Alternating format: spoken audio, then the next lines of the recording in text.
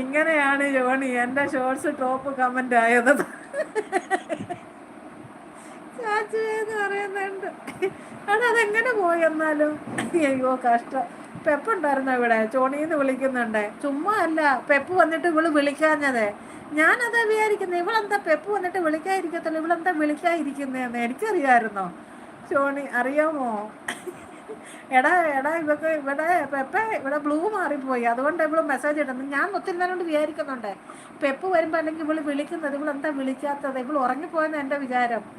അയ്യോ എനിക്ക് വയ്യ. സച്ചു എന്തിനാ പറയാൻ പോയത്? അയ്യോ ഇവിടെ ആയിരുന്നു പെപ്പെ.